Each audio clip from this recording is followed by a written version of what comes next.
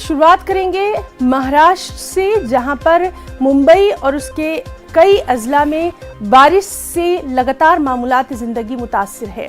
गुज़िश्ता कुछ दिनों से हो रही बारिश से नशेबी इलाकों और सड़कों में कई मुकामात पर पानी जमा हो गया है, जिसकी वजह से लोगों को परेशानी है। रियासत के कई अजला में आइंदा 2-3 दिनों तक महकमा मौसमियात ने बारिश की पेशगोई कर दी है, यानी इन अजला के अवाम को अभी बारिश से राहत नहीं मिलने वाली।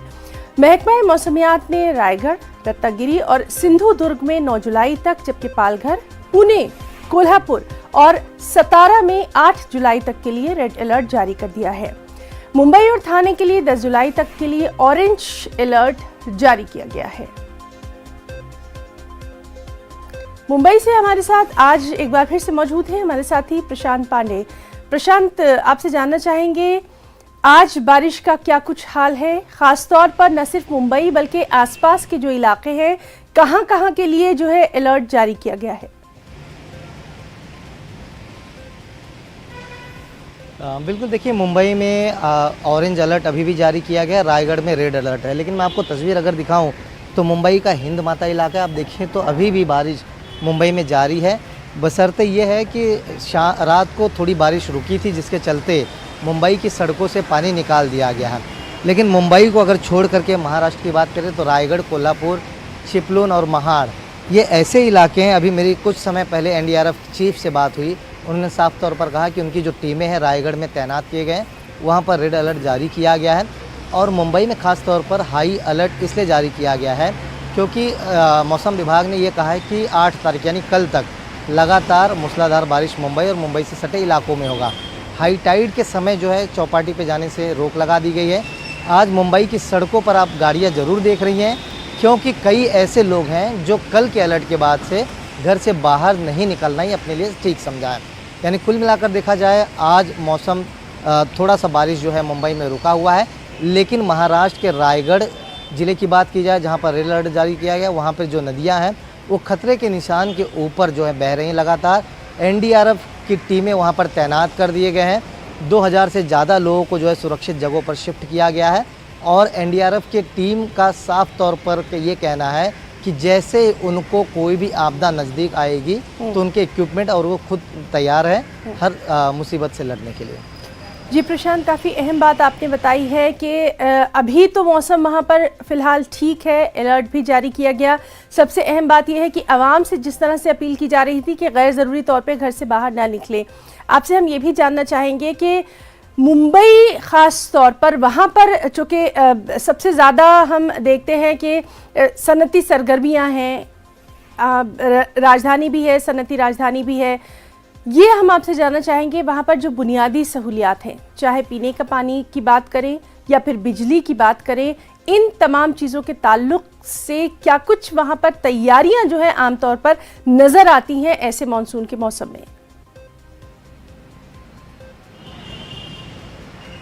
बिल्कुल, मैं आपको अगर ये सड़क दिखाऊं तो ये सड़क उस बात का सबूत है, क्योंकि यहाँ पर पीक आवर में लंबी लंबी ट्रैफिक लगती है, क्योंकि यहाँ पर सारे दफ्तर, सारे स्कूल, सारे कॉलेजेस दादर हिंद माता में ही हैं। और ये मुंबई का हार्ट कहा जाता है दादर।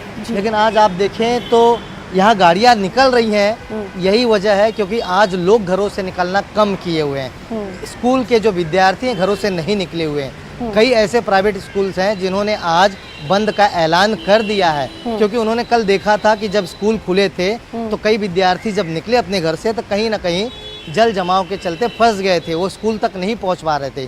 तो यही वजह है। ठीक अभी फ़िलहाल मनपा की तरफ से भी कोई फैसला नहीं लिया गया है। बिजली, लाइट और पानी पूरी मुंबई में सुरक्षित चल रही है। हालांकि लोग खुद अपने आप को संभालते हुए आज घरों में हैं। यही वजह है कि मुंबई की सड़कों पर आज भीड़ नज़र नहीं आ रही है। प्रशांत, आसपास के जो इलाके हैं, ख़ासतौर पर कल जहां हमने भूस्खलन देखा था उसकी कई वाक़यात पेश आए थे, ऐसे इलाकों के लिए मौसम का हाल?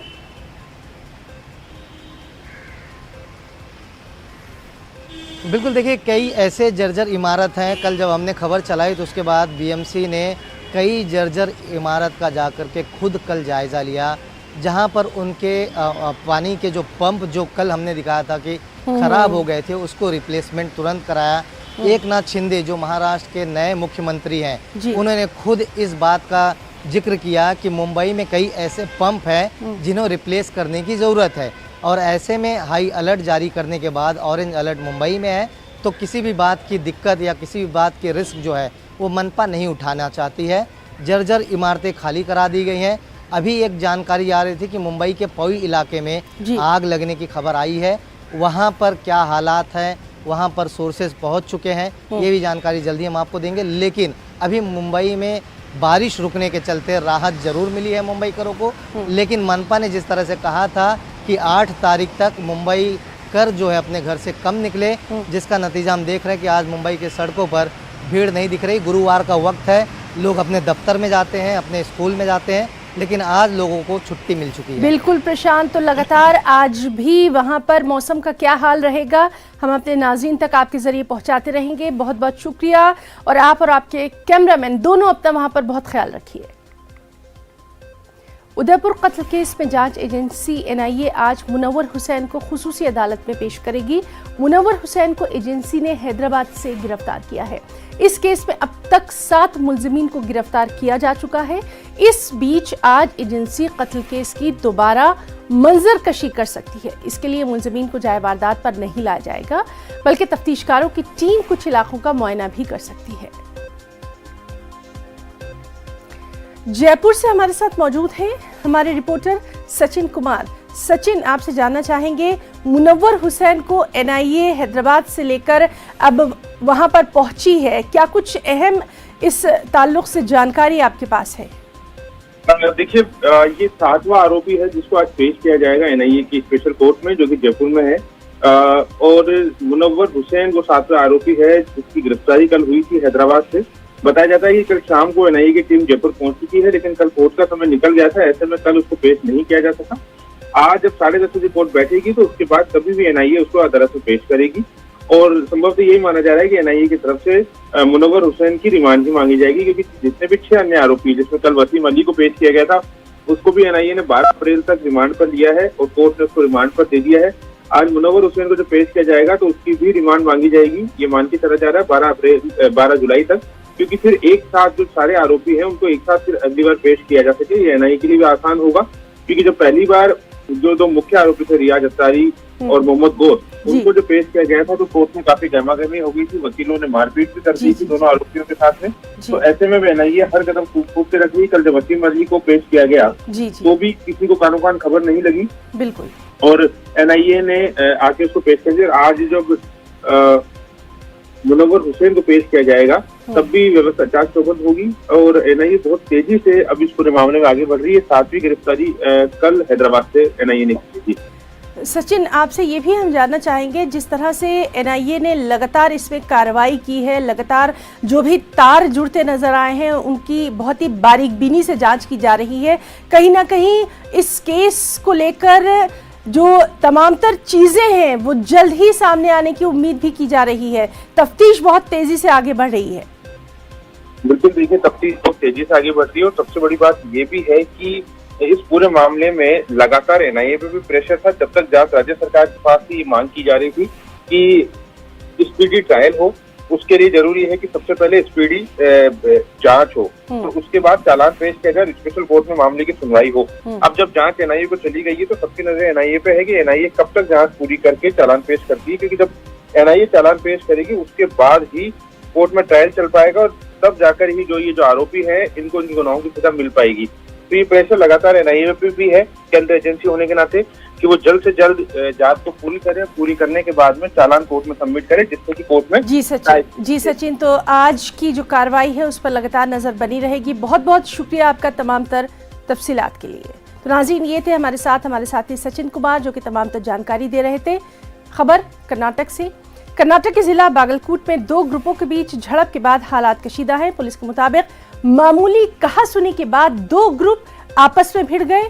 झड़प के बाद शरपसंदों ने मार्केट में यानी बाजार में तोड़फोड़ की। इस मामले में 10 लोगों को हिरासत में ले लिया गया, उनसे पूछताछ की जा रही है।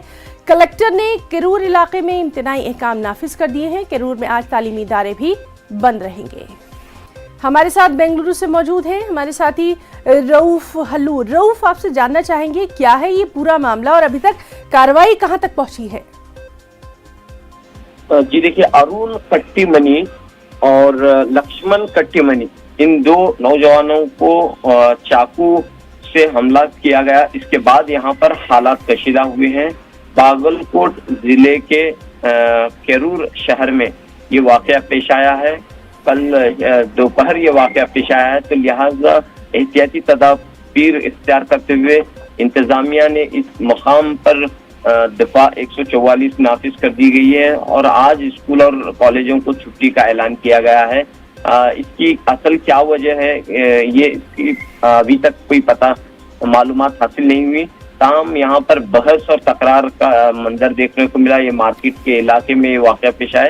इसके बाद जो है इस वाकये के बाद एक ग्रुप, दूसरे ग्रुप ने बड़ी तादाद में आकर यहाँ पर दुकानों में घुसकर कुछ तबाही की है, कुछ नुकसान पहुंचाया है। तो ये इस मजीद इस सिलसिले में तफसीलात का इंतजार है कि आखिर क्या वजह रही। बताया यही जा रहा है कि बहस हो रही थी, किस वजह से बहस हो रही थी, क्यों इन्हें जो है इन पर हमला किया गया, और इस पर जवाबी कार्रवाई करते हुए एक ग्रुप ने जो है दूसरे ग्रुप पर हमला किया है। जी रऊफ, बहुत बहुत शुक्रिया आपका तमाम तर जानकारी के लिए। और कर्नाटक से ही अहम खबर आपको दे दें, मौसम के ताल्लुक से ये अहम खबर है नाज़रीन। कर्नाटक के उडुपी में मूसलाधार बारिश है। महकमा मौसमियात ने यहाँ रेड अलर्ट जारी कर दिया है और मौसम की संगीनी को देखते हुए, मूसलाधार बारिश को देखते हुए आंगनवाड़ी के तमाम स्कूल और कॉलेजों के लिए आज तातील यानी छुट्टी का ऐलान किया गया है। सबसे अहम सयाह यानी जो टूरिस्ट हैं और जो माहीगीर हैं, उनसे साहली इलाकों का रुख न करने की इंतजामिया ने अपील की है। तो कर्नाटक के उडुपी से ये खबर, जहां मूसलाधार बारिश की वजह से आम जिंदगी दरहम बरहम है। महकमा मौसमियात ने बाकायदा यहाँ रेड अलर्ट जारी कर दिया है। आंगनवाड़ी, स्कूल, कॉलेजेस के लिए आज छुट्टी का ऐलान किया गया है। तमाम सयाहों और ख़ास तौर पर माहीगीरों से साहिली इलाकों का रुख न करने की इंतजामिया ने अपील की है।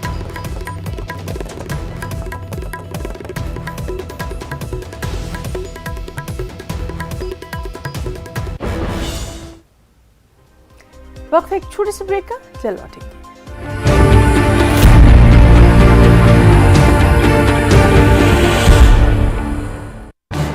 इस न्यूज हेडलाइंस के प्रायोजक पेट सफा आयुर्वेदिक जून, पेट सफा हर रोग दफा।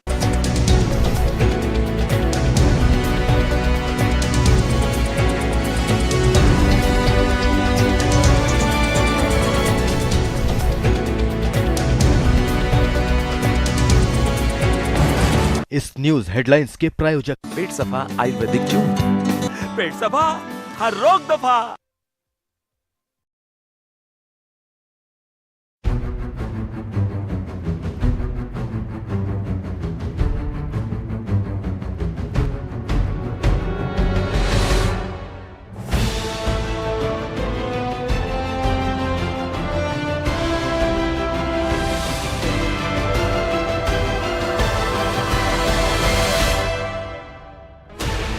$16 channels, 15 languages, 26 states, 1,200 plus reporters, 66.9 crore viewers. India's largest news network, News 18 Network.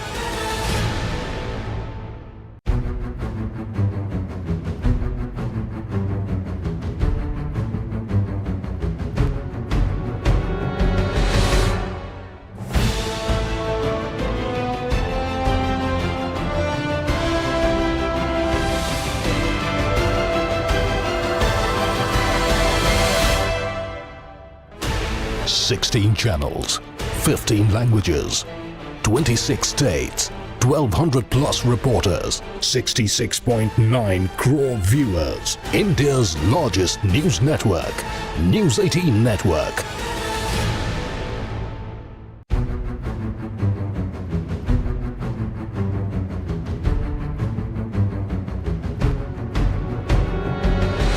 Headlines के प्रायोजक पेट सफा आयुर्वेदिक जून, पेट सफा हर रोग दफा।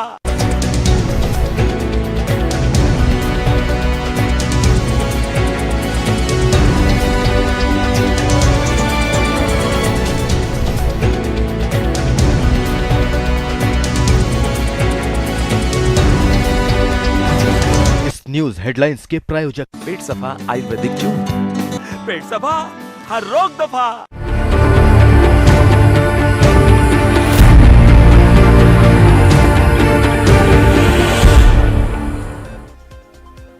एक और अहम खबर, मनी लॉन्ड्रिंग केस में ईडी यानी इन्फोर्समेंट डायरेक्टरेट आज भी अब्दुल्ला आजम से अहम पूछताछ करेगी। बुध के रोज तफ्तीशकारों ने अब्दुल्ला आजम से तकरीबन 6 घंटों तक पूछताछ की थी। जौहर अली ट्रस्ट के बारे में भी अब्दुल्ला आजम से सवाल किए गए थे।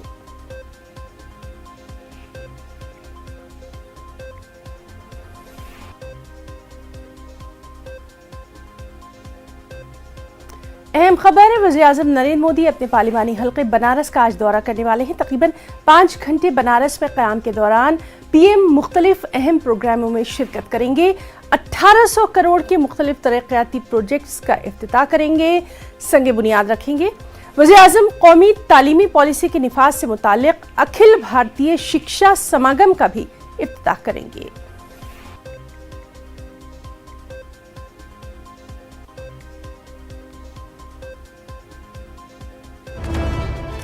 और नाज़रीन, इस वक्त एक बेहद अहम आपको इंटरनेशनल न्यूज़ से रूबरू करवा रहे हैं, जिस पर लगातार हमारी नज़र बनी हुई है। बोरिस जॉनसन की कैबिनेट के ताल्लुक से है। बरतानिया में वज़रा के इस्तीफों का सिलसिला जारी है।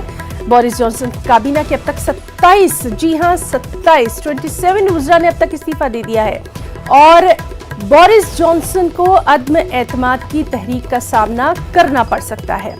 तो बेहद अहम खबर, बरतानिया में क्या कुछ सियासी हालात हैं, वहां से हम आपको रूबरू करवा रहे हैं। बोरिस जॉनसन कैबिनेट में लगातार इस्तीफों का सिलसिला जारी है। पैदर पे कल से ही हम देख रहे हैं कि किस तरह से इस्तीफों का सिलसिला जारी है और अब तक जो खबर है उसके मुताबिक 27 वज़रा ने इस्तीफा दे दिया है। इस तरह से बोरिस जॉनसन को अदम एतमाद की तहरीक का सामना करना पड़ सकता है।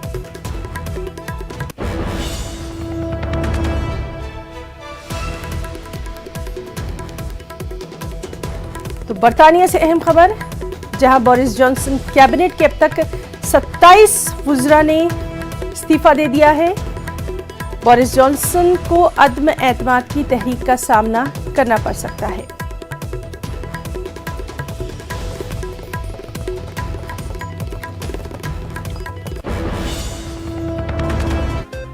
खबर इंडोनेशिया से, इंडोनेशिया के शहर बाली में G20 मुल्कों के वज़ीर ख़ारजा का 2 रोज़ा इजलास आज से शुरू होगा। इस इजलास में वज़ीर ख़ारजा एस जयशंकर शिरकत करेंगे। इजलास में आलमी मसाइल और चैलेंजेस पर तबादला ख्याल किया जाएगा। इस इजलास में यूक्रेन के वज़ीर ख़ारजा दिमित्रो कुलेबा को खुसूसी तौर पर मदऊ किया गया है।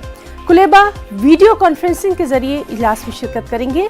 वज़ीर ख़ारजा एस जयशंकर अमेरिका, रूस और चीन के अपने हममनसब से 2 तरफा मुलाकात भी करेंगे।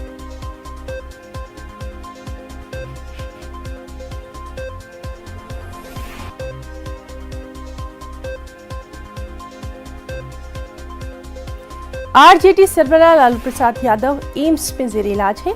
लालू प्रसाद को कार्डियो ब्यूरो साइंस सेंटर में दाखिल कराया गया है। वजीर मुमलिकत बराए उमूर दाखिला नित्यानंद राय लालू प्रसाद की मिजाज पुरसी करने एम्स पहुंचे। हमारे साथ बिहार के केंद्रीय मंत्री नित्यानंद राय हैं, हम उनसे बात करना चाहेंगे। सर, आप लालू यादव को देखने के लिए यहाँ पहुंचे, क्या स्थिति है उनकी? डॉक्टर से जो बात हुई और डॉक्टर ने जो विश्वास जताया है कि लालू जी स्वस्थ होंगे, ऐसा विश्वास है डॉक्टरों को। और हमारी जो उनसे मुलाकात भी हुई, ईश्वर से प्रार्थना है कि माननीय लालू जी जल्द स्वस्थ हों, ईश्वर उनको जल्द स्वस्थ करें, दीर्घायु हो। और मुझे भी विश्वास है कि लालू जी जल्द स्वस्थ होकर वापस हों। राबड़ी देवी ने भी जो है वो दुआओं की मांग की और उनका साफ कहना है बॉडी पूरी लॉक हो गई है, चिंता ना करें, दुआएं करें। तो मतलब स्थिति जो है वो ठीक नहीं है अभी। डॉक्टर के हिसाब से विश्वास जो जताया गया वह मैं बता रहा हूँ।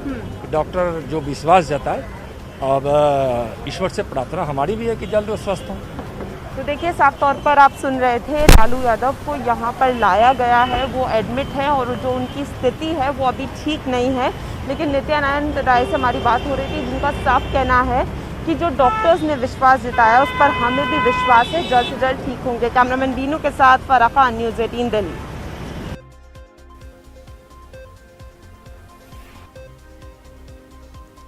तो नाज़रीन, लालू प्रसाद यादव एम्स में ज़ेर इलाज है। हमारे साथी फराह खान वहाँ पर लगातार अपडेट हमें दे रही हैं, और जिस तरह से नित्यानंद राय से उन्होंने बातचीत की, नित्यानंद राय वहाँ लालू प्रसाद यादव की जो मिजाज पुरसी है उसके लिए पहुंचे थे। अहम खबर, फिल्म डॉक्यूमेंट्री फिल्म काली पोस्टर तनाज़े मामले से जुड़ी हुई। जो डायरेक्टर है लीना, उनका नया मुतनाज़ ट्वीट सामने आया है। आपको बताएं कि इसमें लॉर्ड शिव और पार्वती को सिगरेट पीते हुए दिखाया गया है। तो अहम खबर, डॉक्यूमेंट्री फिल्म काली पोस्टर तनाज़ा मामला, जिसमें फिल्म की जो डायरेक्टर है लीना, उनका नया मुतनाज़ ट्वीट सामने आया है। इसमें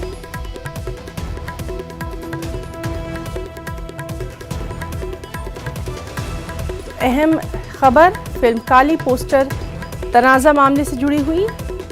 जो डायरेक्टर हैं फिल्म की लीना, उनका नया मुतनाज़ ट्वीट सामने आया है।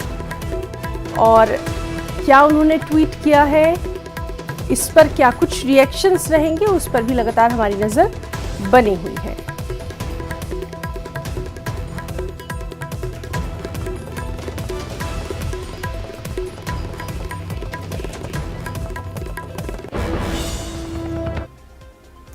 नाज़रीन, आज से मनासिक हज का आगाज़ होगा। कोरोना वबा के बाइस 2 साल पाबंदियों के बाद 10 लाख आज़मीन फरीज़ा हज की अदायगी के लिए आज मिना की जानिब रवाना होंगे। रवां बरस कोरोना वबा के बाद पहली बार 10 लाख आज़मीन हज की सादत हासिल कर रहे हैं, जिनमें 8.5 लाख गैर मुल्की शामिल हैं। पेश है न्यूज़ 18 उर्दू की ये खास रिपोर्ट।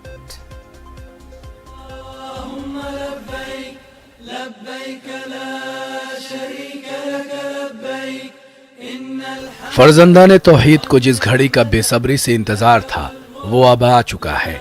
कोरोना की तबाहकारियों के 2 साल बाद आज़मीन को हज की सआदत हासिल होने वाली है। लब्बैक अल्लाहुम्मा लब्बैक की सदा से फ़ज़ा गूंज उठा है। खुदा और रसूल की मोहब्बत में उबाल आया है। आज़मीन हज दुनिया व माफिया से बेजार होकर मनासिक हज की अदायगी के लिए तैयार हैं। दुनिया के मुख्तलिफ ममालिक से आने वाले आज़मीन हज आज यानी 7 और कल 8 ज़िलहिज्जा की दरमियानी शब मक्का मुकर्रमा से मिना के लिए रवाना होंगे, जहां 2 साल के तवील इंतज़ार के बाद आज़मीन हज के क़याम के लिए दुनिया की सबसे बड़ी खीमा बस्ती जदीद सहूलतों के साथ आबाद हो चुकी है। मनासिक हज के मुताबिक आज़मीन हज को 8 ज़िलहिज्जा के दिन मिना में अपने खेमों ही में क़याम करना होगा, जहाँ से वो ज़ोहर, असर, मगरिब और इशा की अदायगी के बाद 9 ज़िलहिज्जा की नमाज फजर अदा करने के बाद वकूफ़ अरफा के लिए रवाना हो जाएंगे। यह अमल अगले दिन की नमाज ज़ोहर तक मुकम्मल होगा। आज़मीन हज 9 ज़िलहिज्जा जुमरात के रोज़ मैदान अरफात पहुँचकर नमाज ज़ोहर और असर अपने खेमों ही में अदा करेंगे और मगरिब तक मैदान अरफात में क़याम करेंगे, जहाँ हुज्जाज कराम अपने रब की बारगाह में खुसूसी दुआएं और इबादत का एहतमाम करेंगे। 9 ज़िलहिज्जा को गुरूब आफ्ताब होते ही हुज्जाज कराम नमाज मगरिब अदा किए बगैर मुज़दलिफ़ा की जानिब रवाना होंगे और वहाँ पहुँचकर मगरिब और इशा की नमाज इकट्ठी अदा करेंगे। हुज्जाज कराम मुज़दलिफ़ा की शब खुले आसमान तले गुजारेंगे और वहीं से रमी जमरात के लिए 70 अदद कंकरियाँ फी आज़िम के तनासुब से चुनेंगे। हुज्जाज कराम 10 ज़िलहिज्जा जुमा के रोज़ नमाज फजर की अदायगी के बाद सूरज तुलू होने तक दुआओं और मनाजात का एहतमाम करेंगे, जिसे वकूफ़ मुज़दलिफ़ा कहा जाता है। इसके बाद ज़ुयूफ़ुर रहमान रमी जमरात के लिए वापस मिना की जानिब रवाना होंगे। वाज़ेह रहे कि रमी जमरात के बाद कुर्बानी का अमल है, जिसकी तकमील होते ही हज्जाज कराम सर के बाल मुंडवाकर यानी हलक करवाकर हालत एहराम की पाबंदियों से आज़ाद होते हैं। हलक के बाद हुज्जाज का अहम काम तवाफ़ ज़ियारत है, जिसकी अदायगी और सई के चक्कर मुकम्मल करने के बाद हुज्जाज वापस मिना पहुँचेंगे। रात वहीं क़याम होगा और अगले 2 रोज़ यानी 11 और 12 ज़िलहिज्जा को ज़वाल के वक्त के बाद तीनों जमरात को 7-7 कंकरियाँ मारेंगे। इसके बाद हुज्जाज 12 ज़िलहिज्जा को गुरूब आफ्ताब से कब्ल मिना की हुदूद से निकल जाएंगे या फिर 13 ज़िलहिज्जा की रमी के बाद अपनी रिहाइश गाहों की जानिब रवाना होंगे। काबिले जिक्र है कि रवां बरस कोरोना वबा के बाद पहली बार 10 लाख हाजिमीन हज की सआदत हासिल कर रहे हैं, जिनमें 8.5 लाख गैर मुल्की शामिल हैं। हज सिक्योरिटी फोर्सेस का कहना है कि अहम तरीन मौका पर अमन सलामती के तमाम इंतजामात मुकम्मल हैं। Bureau report, news 18 Urdu. और नाज़रीन, मनासिक के हज से मुतालिक